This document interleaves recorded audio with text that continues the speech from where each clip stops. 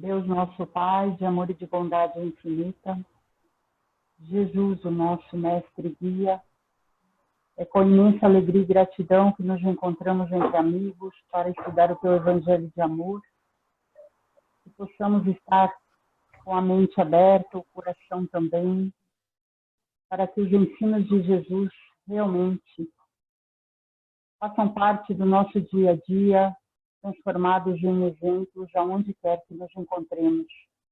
Que a tua luz, Senhor, se estenda a todo o nosso planeta, a todos os nossos irmãos que se encontram em sofrimento mais árduo do que os nossos. Queremos agradecer também por todas as dádivas, por estarmos reunidos em seu nome, Senhor, e que possamos ser uma luz, aonde quer que nos encontremos, junto dos nossos irmãos, mais necessitados do que nós. Agradecemos infinitamente por tudo. Que a tua paz, que o teu amor seja em nós hoje e sempre. E que assim seja. Graças a Deus. Então tá, vamos lá. Capítulo 11, amar o próximo como a si mesmo, certo? Certo. Todo mundo achou aí? Sim. Então vamos lá. Os fariseus, tendo sabido que ele fechara a boca dos saduceus, reuniram-se. Então vamos ver aqui, primeira coisa. Quer dizer que os saduceus foram atrás de Jesus e ele deu alguns ensinos em resposta às suas inquirições, de forma que os saduceus ficaram calados, certo? E os fariseus, então, se reuniram em função de que, digamos assim, a cilada dos saduceus não funcionou. Vocês lembram quais são as diferenças entre os fariseus e os saduceus? Vamos ver aí quem está estudando. Lembra lá, está lá na introdução do Evangelho, parte 3. Eu sei. Notícias históricas. Então, os saduceus não eram os que não acreditavam na imortalidade da alma, né? Perfeito. Eles acreditavam em Deus, mas não acreditavam na imortalidade da alma. Perfeito. Os saduceus. O que mais? Muito bom. Os saduceus acreditavam em espíritos bons e espíritos maus? Não, eles eram materialistas. Né? Eles eram totalmente materialistas. Eles, digamos assim, eram como os fariseus que, digamos, prestavam muita atenção à forma do culto, ou não? Não. Não. Eles preocupavam muito com as questões formais, o formalismo eram os fariseus. Mas nessas ligavam para a tradição antiga. Hã? Eles não ligavam para a tradição antiga. Não ligavam para a tradição. Quer dizer, a tradição vamos pregar o evangelho oral. Vamos pregar o evangelho. Vamos pegar o estudo da Torá oral para o povo. Isso quem fazia eram os fariseus. Tudo isso que os fariseus acreditavam, os saduceus não acreditavam. Né? E eles também rejeitavam todos os profetas para se ater somente ao texto literal de Moisés, ao Pentateuco mosaico. E eles faziam boas obras, os saduceus? Faziam. Porém, faziam boas obras. Para recompensa. Esperando a recompensa. Na vida futura? Não, na presente. As recompensas materiais. Isso. Não tinha imortalidade da alma, não tinha ressurreição, que no fundo os fariseus acreditavam na reencarnação. Eles não eram como os fariseus que pregavam o texto da Torá oral para o povo, eles eram afastados do povo, né? Mas eles praticavam boas obras com a intenção de receber em vida coisas materiais pelas boas obras praticadas. Por isso Kardec vai dizer que eles eram deístas, quer dizer, só acreditam em Deus. Materialistas, porque é isso. materialistas e sensualistas, no mesmo sentido. Eles estão à espera das boas obras praticadas, da recepção de coisas materiais. Beleza? Beleza. Sim. Então, se os saduceus vão falar com ele, eles vão falar coisas sobre a reencarnação, se existe ou não. Eles vão falar a respeito daquele conteúdo. Uma mulher que foi casada com 7 homens, com 5 homens, com tantos homens, como que vai ser lá no plano espiritual? Ela vai ficar casada com quem? Então, eles querem discutir essas coisas, que a imortalidade não existe, que não tem a reencarnação, no sentido de ressurreição. Então, eles querem discutir esses assuntos. O fariseu não, ele crê na imortalidade da alma, ele crê na ressurreição, quer dizer, alguém que já viveu pode vir de novo, ele aceita os profetas, ele não fica, digamos assim, vinculado ao texto antigo da lei, ele faz interpretações, interpretações verbais, ele está junto ao povo, mas ele está junto ao povo com uma ideia de exercer um certo domínio sobre o povo. A religião, para eles, tinha a finalidade de exercer um certo domínio, né? Eles até conseguirem, digamos assim, uma vitória econômico-política sobre os outros povos. Isso era até o que Saulo queria fazer. Quando ele era novo, a finalidade dele era colocar Jerusalém acima de Roma, acima de Atenas. Então, vamos lá. E um deles, que era doutor da lei, então, ele tinha uma certa gradação, alguns não eram doutores, apesar de serem fariseus, quer dizer, tão mais evoluídos que outros. Saulo era doutor da lei.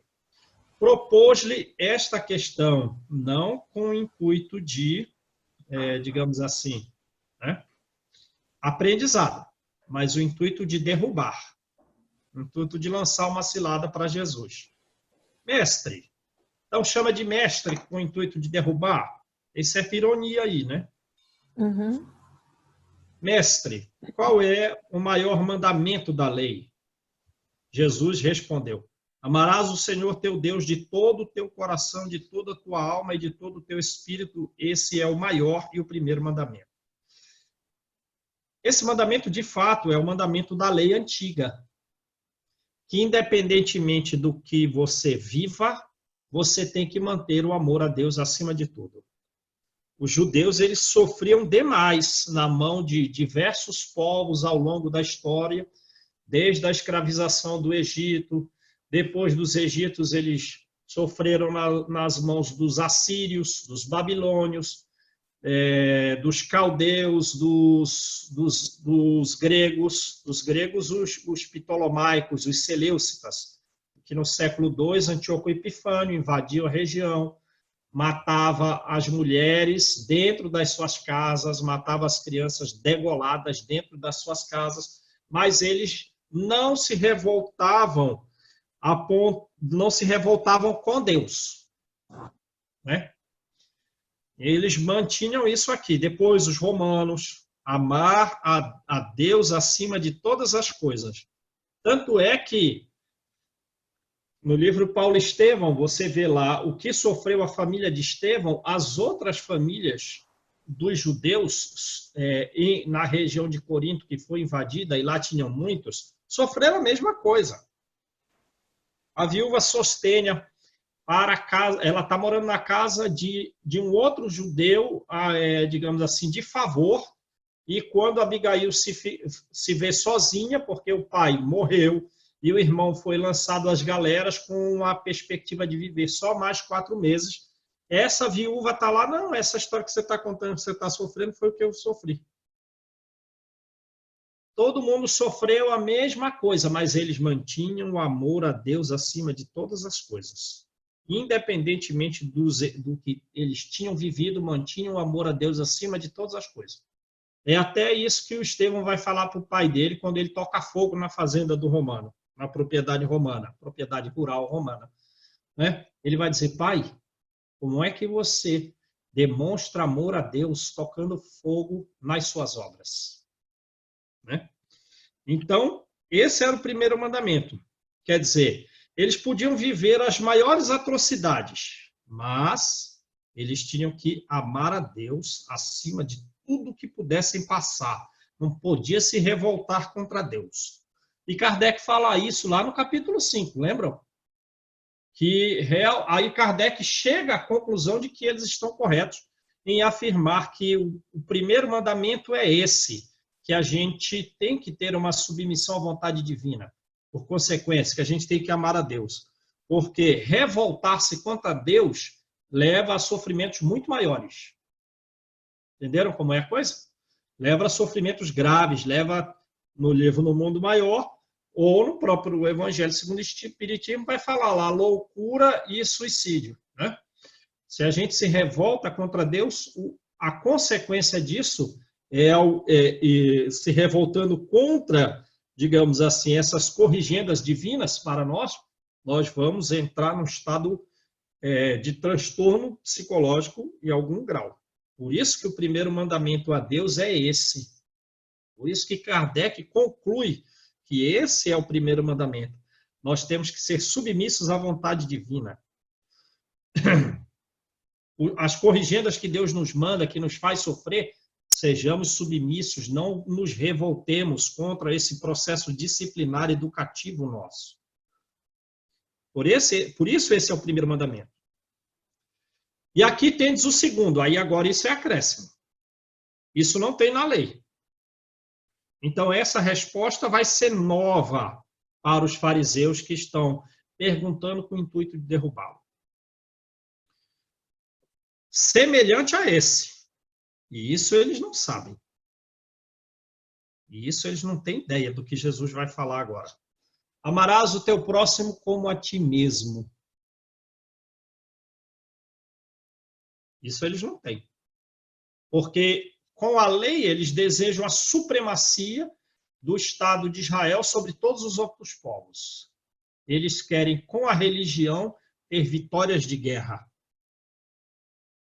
Eles não se relacionam com os povos de outras raças, com os gentios. Não se relacionam. Eles os desprezam.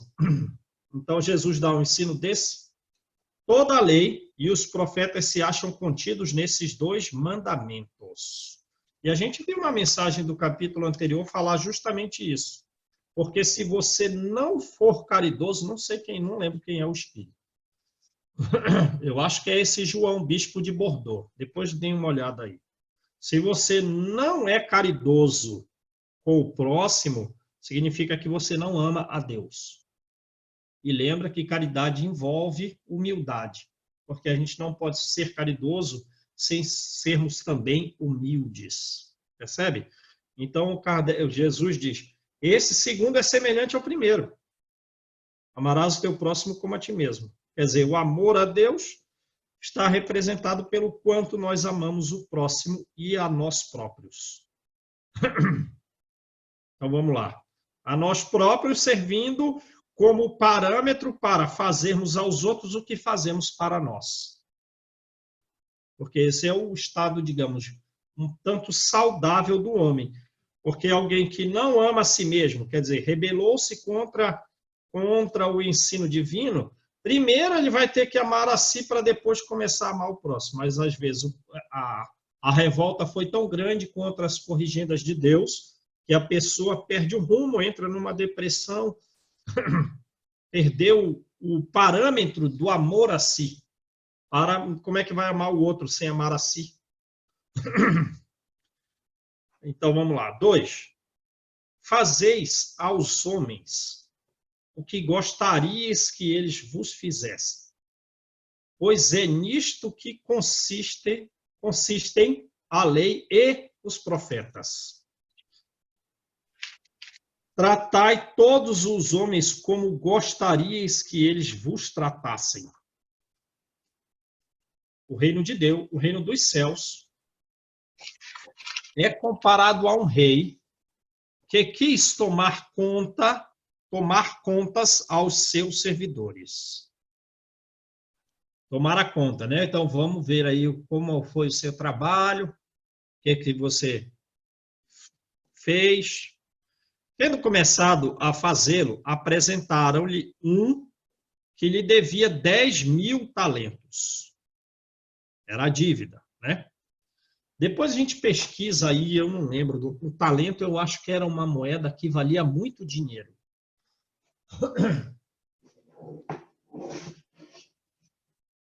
Eu tenho aqui um dicionário bíblico. Depois aí eu pesquiso e a gente vê, tá bom? Na próxima aula. Como não tinha meios de o pagar, mandou seu senhor que o vendessem a ele, sua mulher, seus filhos e tudo que lhe pertencesse para pagamento da dívida. Quer dizer, você está me devendo muito dinheiro, mas você não me pagou. Eu vou fazer o seguinte, então. Eu vou vender você. Isso eles faziam. Eu vou vender sua mulher, talvez até para outra pessoa. Eu vou vender os teus filhos e todas as tuas coisas. E vou vender para pessoas diferentes. Tu vai ficar separado da sua mulher, tu vai ficar separado dos teus filhos. E, enfim, tu não vai ter nem mais os teus objetos para pagar a dívida. Ô, João, Sim. o talento de prata valeria $3.924. E um talento de ouro, $3.924. de ouro, $228.900. Hã? Um de ouro, talento de ouro, 228.900. Quanto, Ana? $228.900. É dinheiro, É né? muito, hein? Caraca. Eu gosto desse. É legal, né? E quanto já que é deu o ideia de... de quanto valia. E quanto que é o de prata, Ana? $3.924. Então, ele vendia 10.000 talentos. Quer dizer, essa sua dívida é impagável. Impagável. É impagável. É muito Sua dinheiro. dívida é impagável. É muito dinheiro. Depois eu vou procurar esse dicionário, porque às vezes ele diz assim, não em valor monetário, mas ele diz assim, olha, com esse dinheiro você podia comprar tantas vacas, tantas ovelhas, tantos sacos disso. Acho que o valor era eles mesmos que colocavam. Então, vê, a coisa era impagável. O servidor, lançando-se aos seus pés, o conjurava dizendo, Senhor, Senhor. Então, tem que botar a emoção que Jesus deve ter dito aqui. O cara lançou aos pés e conjurava, Senhor, Senhor, tem um pouco de paciência, eu te pagarei tudo. Como? Como esse dinheiro? Como que vai pagar? Então o Senhor, tocado de compaixão, deixou-o ir e lhe perdoou a dívida. Agora, uma coisa. A gente sempre tem que se botar nas histórias desses livros que a gente estuda. Essa que é a grande jogada. Por exemplo, estuda o livro Libertação, estuda o livro Nosso Lar, estuda os livros mensageiros, para evitar que a gente sofra como sofrem os personagens não tão evoluídos, que é o nosso caso, a gente tem que seguir o caminho contrário do que está falando o livro, e verificar o quanto o céu nos ajuda. Porque a gente já comentou aqui. Onde a gente se enquadra no livro Libertação? A gente é o Gregório, que está lá na região infernal? Não. A gente é Matilde, que para se materializar na colônia Nosso Lar precisa de um recinto fechado em que 20 pessoas com grau de pureza mais elevado emite uma radiação mental muito elevada, a máxima que eles podem, e ela se materializa no pensamento das pessoas. A gente é essa aí? Estamos aí na posição da Matilde, certo? Não. Estamos na posição do Funeraro, um psiquiatra de alto nível de luminosidade, religiosidade, cuja vida consiste em evitar os transtornos mentais nossos e que caiamos no suicídio ou qualquer outro desvio psíquico que a gente possa ter, certo? Não.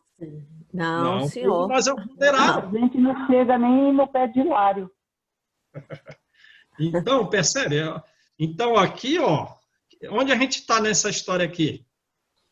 A gente é o rei? Não. Aqui só tem dois personagens, né? A não ser a mulher, o filho, né? E o próprio devedor. Onde que a gente está? No Devedor. devedor.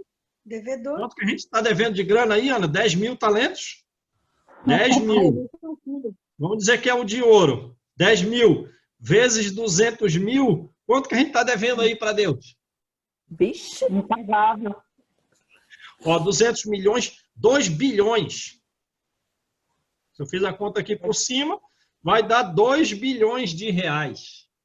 Melhor não calcular. Mas é para a gente ter uma ideia do que fizemos em vidas anteriores. Uhum. Essa é a nossa dívida. A gente deve bilhões. Aí chega no plano espiritual, Senhor, me perdoa, Senhor, eu vou pagar tudo. Tá bom, eu vou te perdoar. Tocado de compaixão, perdoa a dívida. E manda a gente de volta para cá. Faz esquecer, dá uma nova oportunidade. Tem que refazer. Esse servidor, porém, ao sair, encontrou um de seus companheiros que lhe devia quanto? 100. 100 dinheiros, quer dizer. Não era nem talento. Não era nem talento, devia uma coisinha lá, umas moedinhas. É. Devia lá 100 dinheiro, um dinheiro para comprar uma cabra. Ou nem isso. O segurou pela goela e quis quase estrangular. Dizia, paga-me, paga-me, paga-me o que deves. Aí somos nós aí falando para os nossos parentes, amigos, digamos assim, que nos traíram, que agem de maledicência, enfim, que agem com agressividade, seja lá qual for o erro. Me paga, me paga! O companheiro, lançando-se aos seus pés, o conjurava, dizendo, tenha um pouco de paciência e eu te pagarei tudo. Mas o outro não quis escutá-lo. Foi-se e o mandou prender para tê-lo preso e até pagar o que lhe devia. Estão entendendo aí a coisa? Uhum. Quer dizer, a gente não se perdoa, não perdoa os outros, mas o tamanho da nossa dívida é bilionária. É. Os outros servidores, seus Somos companheiros... ricos em dívida. Hã? Somos ricos em dívida. Ricos em dívida.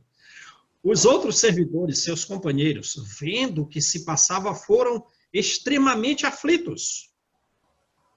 Percebe? Porque no relacionamento nosso, social, familiar, tem essas questões dos atritos, mas tem a plateia também. É. E a plateia fica aflita. E informam, Senhor, Senhor, quer dizer, estão orando por nós.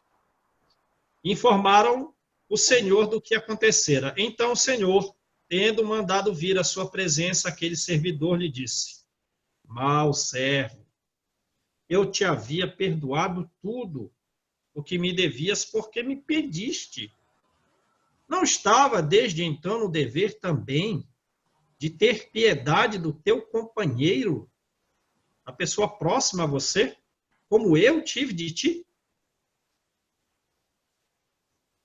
Verdade ou não? Verdade. Verdade. E o Senhor, tomado de cólera, o entregou aos verdugos. Aí, ó, nós na influência espiritual negativa. Porque a influência espiritual negativa quer mais é o fim do companheirismo. No máximo possível. A espiritualidade inferior quer ver o fim do companheirismo no máximo possível. Mas é a faixa que a gente entrou. Porque eles querem levar a gente até o assassinato. É o que a inferioridade quer. Para que o retivessem até que ele pagasse tudo o que devia. É assim que meu Pai, que está no céu, vos tratará, se não perdoardes do fundo do coração. Aí a gente lembra do capítulo anterior que fala do perdão da misericórdia. Como que eu vou perdoar? Esquece.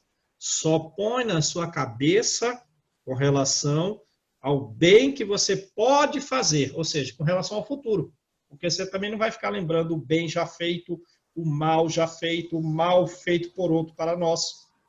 Isso não leva a nada. Perdoar do fundo do coração. Porque o nosso futuro,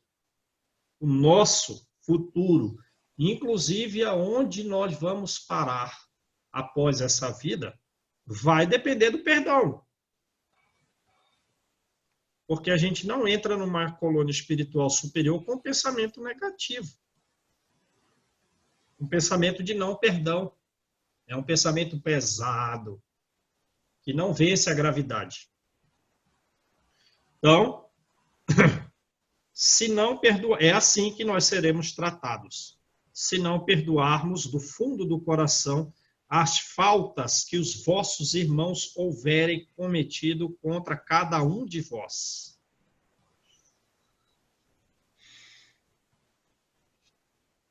Amar o próximo como a si mesmo. Fazer pelos outros o que gostaríamos que os outros fizessem por nós. É a expressão mais completa da caridade, porque resume todos os deveres do homem para com o próximo. Amar o próximo como a si mesmo, fazer pelos outros o que gostaríamos que os outros nos fizessem. Então a gente tem que se colocar no lugar do outro.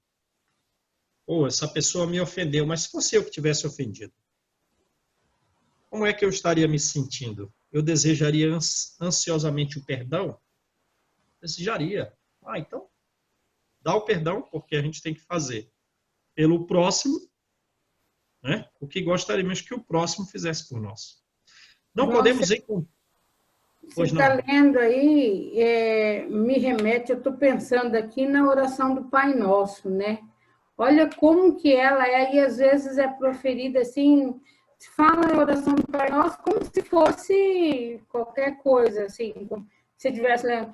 E como ela é profunda, né? Como que tem que ser o nosso entendimento em relação a ela.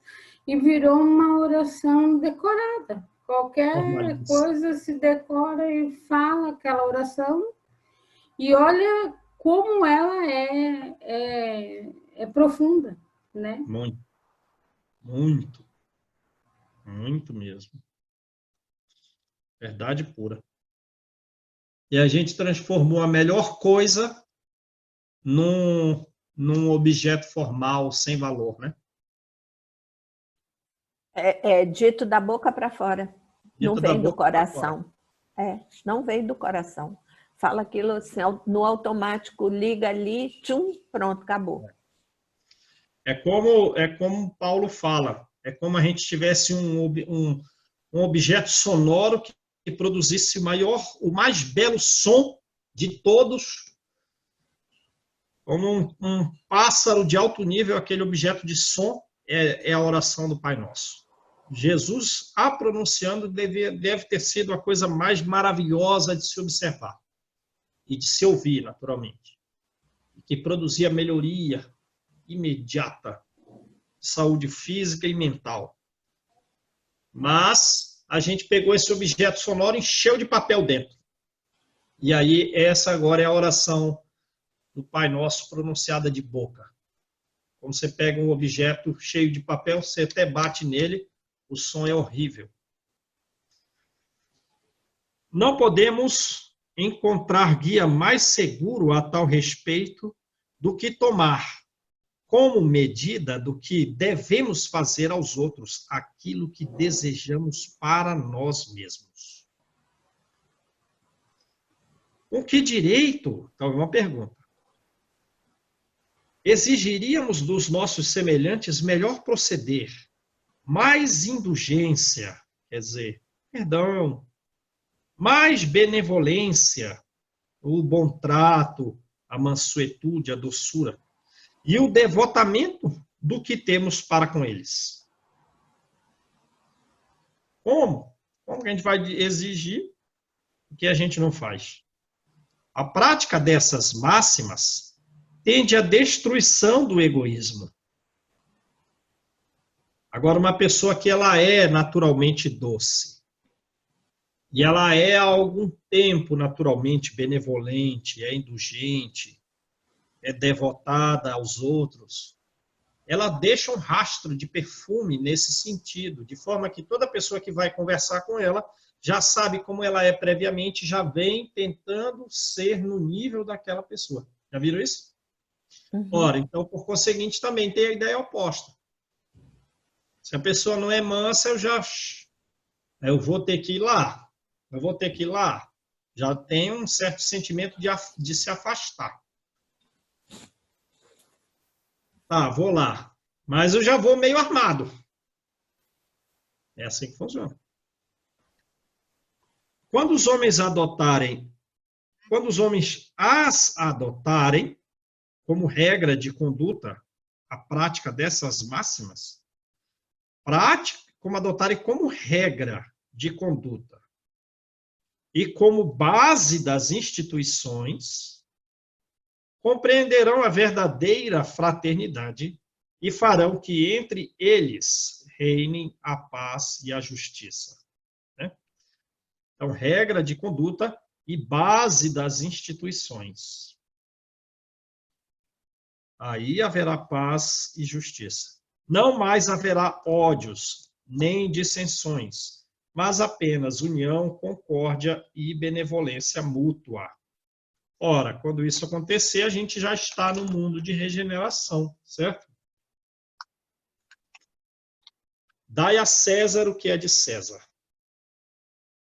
Os fariseus, tendo se retirado, entenderam-se entre si para comprometê-lo com as suas próprias palavras. Vamos ver a coisa, né? Agora, imagina o fariseu. Então, eles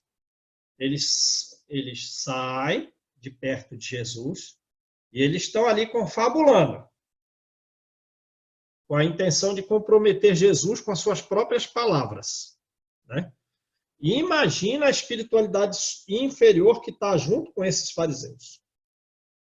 Tem milhares de espíritos inferiores sugerindo, né, algum enredo para derrubar Jesus, um engodo. Mandaram então seus discípulos em companhia dos herodianos. Os herodianos eram lá os soldados de Herodes, né? Certo? Dizer-lhe: Mestre, sabemos que és verdadeiro. Como hipocrisia infinita, né? E que ensinas o caminho para Deus pela verdade. Uai, está reconhecendo isso. E quer derrubá-lo? E você vê que eles mandaram, e não foram eles mesmos, que foram os fariseus. Eles mandaram os alunos do farisaísmo. Porque a cara dele já estava comprometida como pessoas que queriam derrubá-lo. Então, eles mandam guardas e os alunos do farisaísmo, com essas palavras aí memorizadas. Percebe? Então, manda rostos novos para realmente a cilada ficar a máxima possível. Mas Jesus está percebendo todo esse pensamento deles antes mesmo deles, né, manifestarem a ideia. Jesus já está sabendo o que está acontecendo. Né? Mestre, sabemos que és verdadeiro e que ensinas o caminho de Deus pela verdade, sem levares em conta a quem quer que seja, Porque nos homens não consideras as pessoas, não consideras os títulos, né? As honras. Dize-nos, pois, qual a tua opinião sobre isto? Agora é a pegadinha. Elogiou. É-nos permitido pagar ou deixar de pagar a César o tributo? E o imposto era grave, era um percentual significativo. Depois a gente pesquisa aí, eu não lembro, mas tipo da plantação, eu vou falar aqui mais ou menos. Tinha que pagar lá 20%, 30% da produção plantada, e os homens começavam a pagar imposto desde os seus 14 anos. As mulheres também acho que tinham que pagar. Depois a gente olha aqui no dicionário. Era puxada a coisa. Jesus, porém, que lhes conhecia a malícia, respondeu: hipócritas, por que me tentais? E dá um tempo para refletir, né? Não vai falar com... Já choca. Apresentai-me uma das moedas que se dão em pagamento do tributo.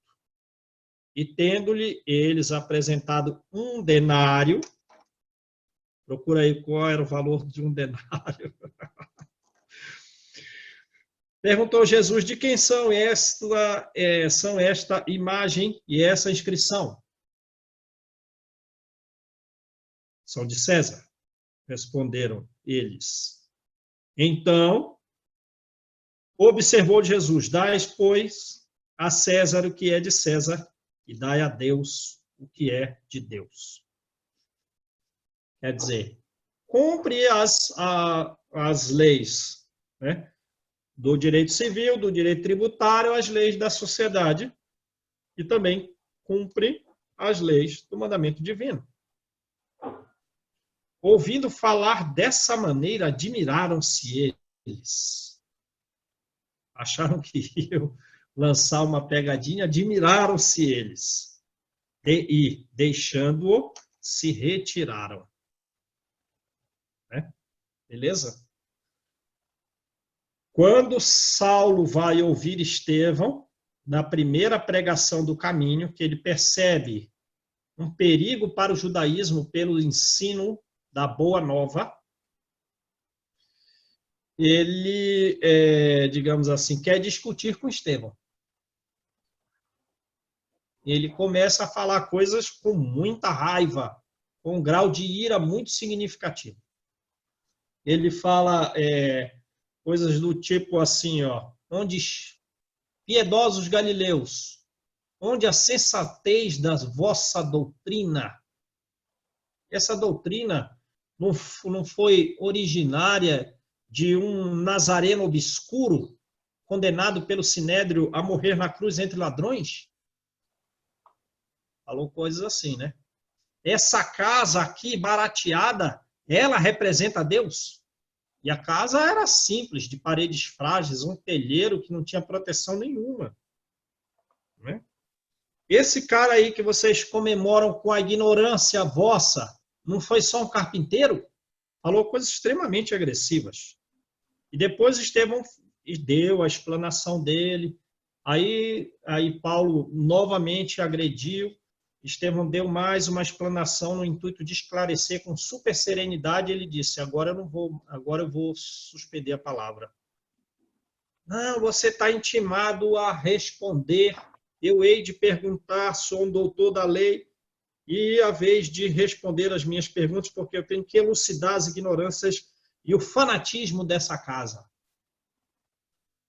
Aí Estevão diz assim, olha, Jesus disse que nós devemos dar a César o que é de César e a Deus o que é de Deus.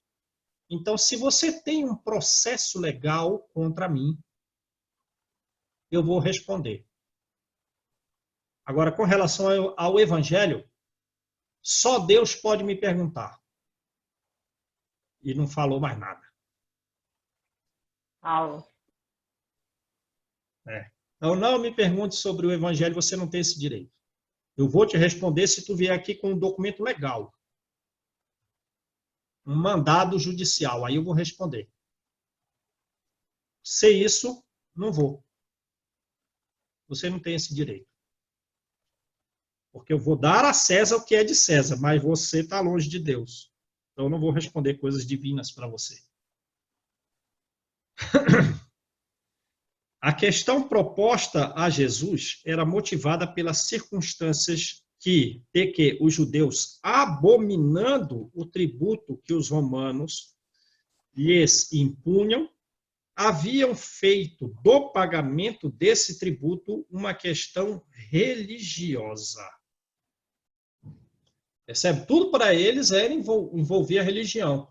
Não, mas pagar esse tributo é contra os mandamentos divinos, porque eles odiavam esse pagamento do tributo.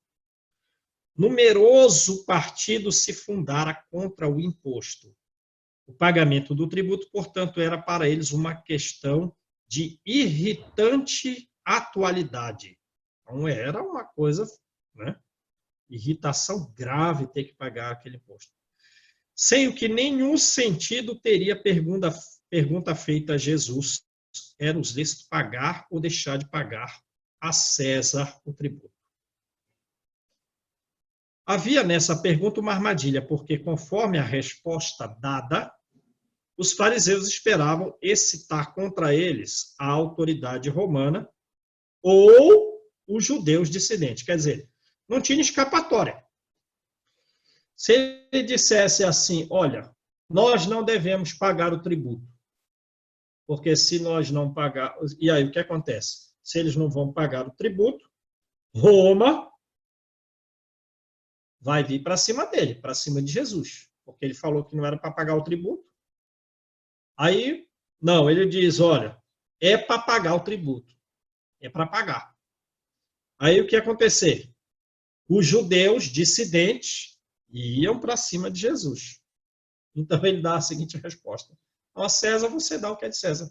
E a Deus, você dá o que é de Deus. Foi um nível intelectual que eles, né, se surpreenderam, se admiraram. Mas Jesus, que eles conhecia a malícia, contornou a dificuldade, dando-lhes uma lição de justiça, ao dizer que a cada um seja dado o que lhe é devido. Beleza? Sim. Esta sentença, dai a César o que é de César, não deve ser entendida de modo restrito e de modo absoluto.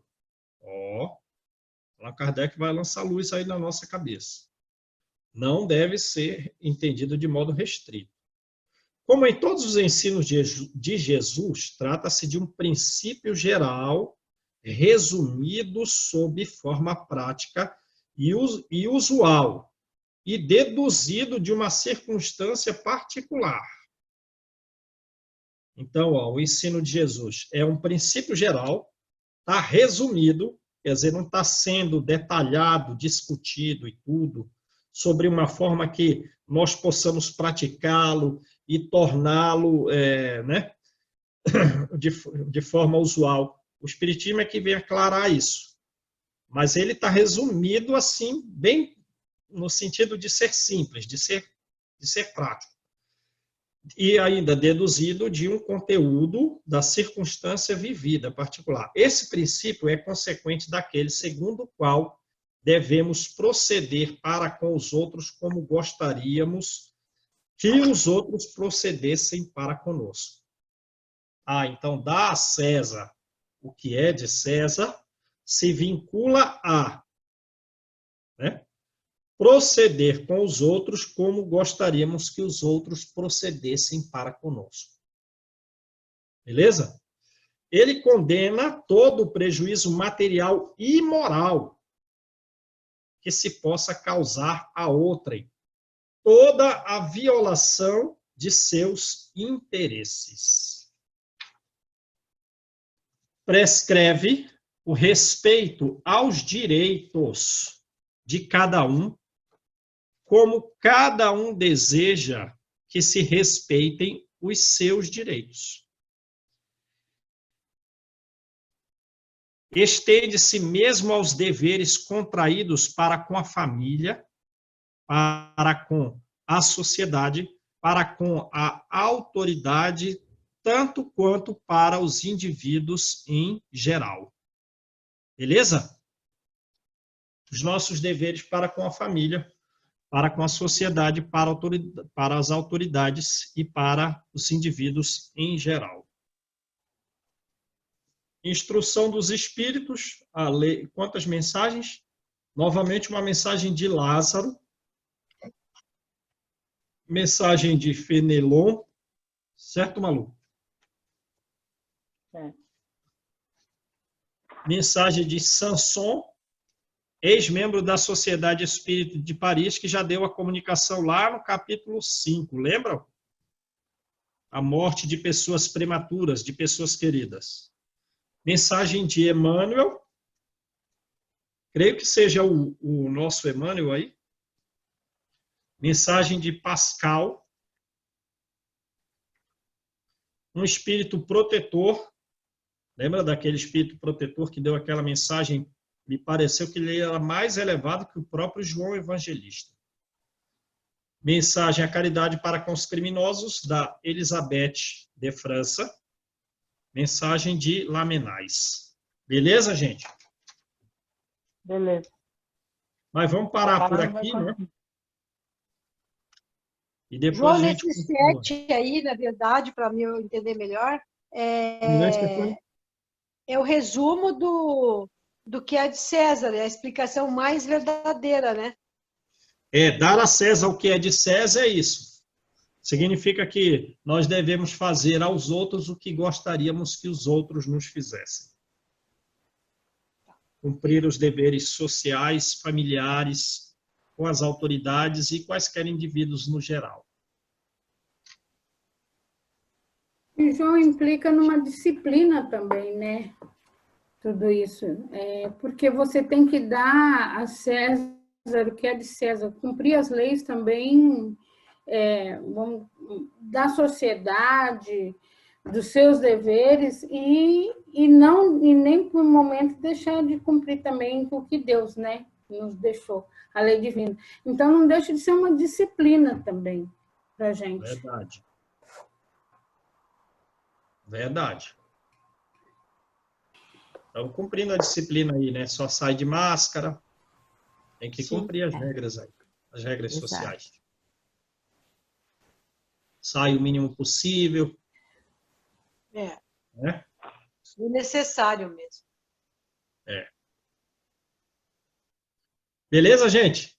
Beleza. Valeu. Muito boa nessa aula. Graças a Deus. Então, vamos lá. Quem faz a oração aí?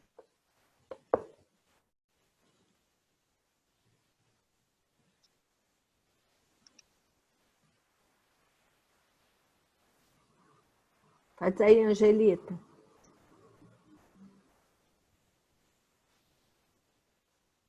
Tá com muito barulho? Não. Não? Tá não.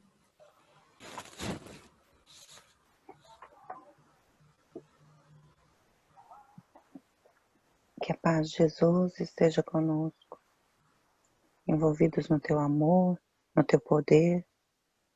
Nós te agradecemos, Senhor, por esta rica oportunidade do estudo do Evangelho. Esteja conosco em nosso dia, nos iluminando, nos esclarecendo a cada dia mais, que nós possamos, um passo de cada vez, dia após dia, colocar em prática os teus ensinamentos. Obrigada, Jesus, por esta oração. Obrigada a todos os envolvidos, a todos que nos ouvem, encarnados e desencarnados, a todas aquelas pessoas que fazem parte de nossas vidas e participam do nosso convívio, direto ou indiretamente. Que a luz do Divino Mestre, através da espiritualidade superior, possa envolver a cada um. Obrigada também ao João, que se prontifica a nos esclarecer do teu Evangelho, nos colocando a cada dia mais os teus ensinamentos. Obrigada, Pai, a todos os nossos familiares, amigos e inimigos, tanto do plano material quanto do plano espiritual, que eles possam também sentir da tua presença e ouvir do teu evangelho. Obrigada, Jesus, hoje e sempre, que assim seja. Muito obrigada. Até amanhã, obrigada. Um abraço, gente.